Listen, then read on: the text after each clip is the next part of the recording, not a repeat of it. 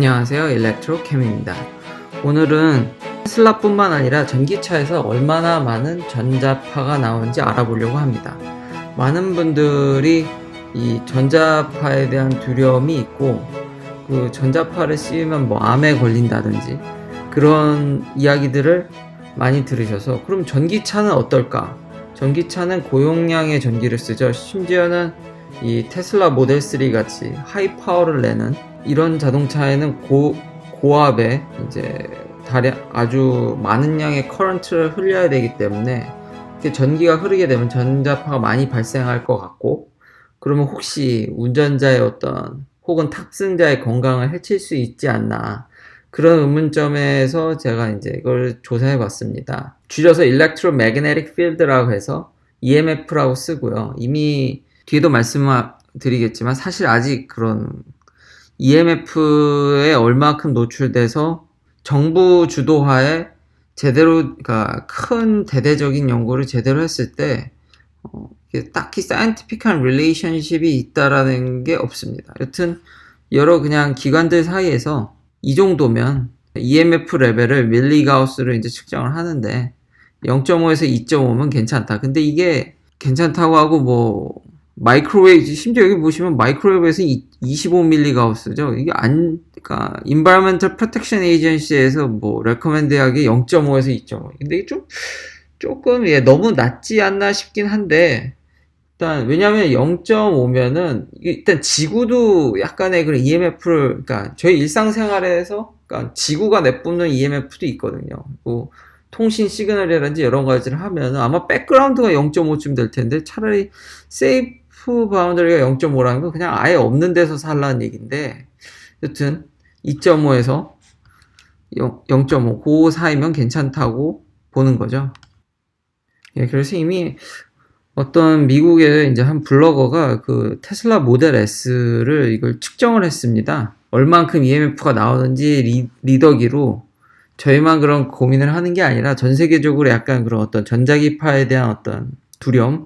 그래서 보시면 달릴 때 드라이버 시트에 놓고 했더니 한 0.37 정도 나왔다고 합니다. 그러니까 아까 거의 0.5보다 더 낮은 거죠. 그리고 여기 보면 이제 스테이션이 아예 차가 정지되어 있으면은 테슬라가 모든 걸 셧다운해서 일단 미터기에 0이 나온다고 합니다. 그리고 이제 뒤쪽에서 뒤쪽에 이제 큰 모터가 있죠. 그 모터가 달릴 때는 아마 주행 중에 한 0.7 정도 나온다고 합니다.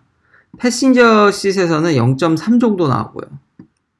그러니까 아까 안전기준에 비해서 현격히 미달돼 있죠. 이 리더기를 100% 믿기는 그렇지만, 그리고 이분이 어떤 백그라운드 노이즈라든지 이건 어떤 캘리브레이션을 얼마나 했는지는 잘 모르겠지만, 이 수치만 본다면은 테슬라 모델 S는 굉장히 낮다고 볼 수 있죠. 이 수치를 100% 믿기보다는 좀 더 이론적 바탕을 뒤에 좀 찾아보면, 제가 좀 생각을 해봤는데 아마 전기 자동차에서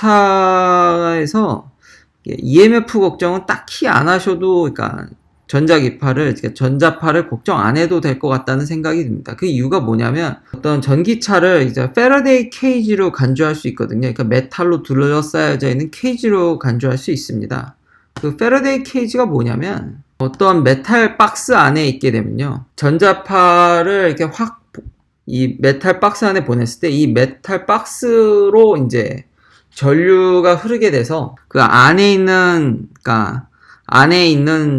사람은 전자파에 완전히 이제 무관하게 된다는 겁니다. 그러니까 아무 영향이 없게 되죠. 그러니까 필드가 그 안을 통과를 못하는 거죠. 어떤 박스 안에. 근데 이제 자동차는 완전히 어떤 일종의 케이지로 볼 수 있으니까요. 이런 메탈로 된. 그럼 또 여기서 이제 의문점이, 근데 이거 메탈마다 다른 거 아니야? 예, 맞습니다. 이게 메탈마다, 그래서 옛날에 보면 납으로 된 이런 박스 안에 들어가면 엑스레이도 다 막는다. 그래서 저희가 엑스레이 같은 거 찍을 때 이제 납 같은 납치마라든지 이런 걸 둘러싸지 않습니까? 이게 메탈마다 다른데, 아무래도 철보다는 알루미늄이 조금 더 좋습니다. 알루미늄이 이런 걸 블락시키는데 좀 더 좋고요. 참고로 모델 3의 이제 바디 구조를 보면 상당량이 모델 S와 달리 이제 스틸을 많이 썼고요. 알루미늄은 요 뒷부분만 조금 썼네요. 랑 요 사이드. 상당 부분은 울트라 하이 스트렝스 스틸이고, 그 다음 뭐 하이 스트렝스, 그러니까 철인 거죠, 철. 반면에 모델 S는 뭐 거의 알루미늄으로 다 돼 있습니다. 여기 보면. 무려 190kg의 알루미늄을 썼고, almost entirely of aluminum. 그러니까 거의 바디가 다 알루미늄이라는 거죠. 그러니까 그러니까 보통 실험실에서 이 패러데이 케이지를 이렇게 물론 정식으로 좋은 장비를 쓰는 게 좋지만 이렇게 잠시나마 임시로라도 어떤 이런 필드를 막아버리려면 이렇게 알루미늄 포일로 이렇게 뺑뺑 둘러싸버리면은 거의 안에 통과를 못합니다. 물론 좀 더 세밀하게 뒤져보면 전자기파의 이제 프리퀀시라든지 이 메탈의 종류에 따라서 뭐 통과되는 수준, 그 알루미늄도 당연히 그 프리퀀시나 그 상황에 따라서 투과되는 수준이 다르지만 일단 한번 메탈로 이렇게 완전 이렇게 싸져버리면은 엄청나게 그러니까 거의 그러니까 없다고 무방할 정도 굉장히 낮은 레벨까지 이제 확 줄어듭니다. 알루미늄을 왕창 쓴 모델 S가 모델 3보다 좀 더 낫겠지만 이런 보고서도 있습니다. 사실상 어쨌든 메탈 프레임으로 되면 electromagnetic radiation cannot guarantee 그냥 없다고 그냥 보셔도 무방합니다. 그러면 그러니까 다른 차들은 어떨까요? 그러니까 좀 옛날 데이터지만 이거 다른 차들도 보면 만만치가 않습니다. 그러니까 요즘은 차들이 워낙 전자장비를 많이 쓰기 때문에 여기 보시면 막 30까지 나오는 애도 있고 뭐 대체적으로 4, 5 토요타 프리우스 같은 이거 다 옛날 모델이지만 조사했을 당시 이 정도가 나왔고요. 워낙 전자기기를 많이 써서 테슬라는 이거에 비하면 뭐 현저히 낮다고 볼 수도 있네요. 여기 토요타 하일랜더 같은 경우는 이런 연구를 왜 했냐면 이미 이때부터 하이브리드 자동차가 나오면서 굉장히 대용량의 배터리를 그때 당시 꽤 큰 배터리였죠. 그런 걸 실었기 때문에 이런 조사를 이미 많이 했더라고요. 미국 이제 NIH에서 이건 정보기관입니다. National Institute of Health 뭐 이렇게 미국의 보건복지 이런 데서 이미 했었고요. 연구를. 그리고 깜짝 놀랐던 거는 옛날에 이렇게 보면 뭐 고압전선 쪽에 살면은 이렇게 뭐 백혈병에 많이 걸린다고 했는데 여기 깜짝 놀란 게 미국의 공식 발표는 no evidence입니다. no evidence. 그러니까 그런 걸 전혀 못 찾았다고 얘기를 하네요. 그러니까 어떤 이런 electromagnetic field에 이제 노출돼서 어떤 암에 걸렸는지 연구를 해봤는데 전혀 어떤 scientific한 그런 relationship을 못 찾았다는 거죠. 신기했습니다. 저는 물론 전자파에 쏘이면 뭐 암에 걸리는데 이런 거 전혀 믿진 않지만 그래도 이런 고압선이라든지 좀 너무 뭐 마이크로웨이브에 붙어 살면은 암에 걸린다든지 뭐 하여튼 그렇게 몸에 좋을 것 같진 않은데 아예 정부 기관은 이거에 대해서 거의 단정짓게 아무 영향이 없다고 얘기를 하네요. 그리고 당연히 휴대폰도 영향이 없다라고 얘기를 합니다. NIH에서는. 조금 신기했습니다. 좀 개발자 입장에서 조금 생각해 보면은 보통 배터리를 쓰는 전자 장비들에 있어서 EMF를 그렇게 딱히 걱정할 필요는 없습니다. 왜냐하면 다 EMF도 에너지거든요. 그러니까 배터리 쓰는 전자 장비들은 약간의 저전력? 어떤 그렇게 빠져나가는 에너지를 다 잡으려고 하기 때문에 이것도 에너지로 간주할 수 있으니까요.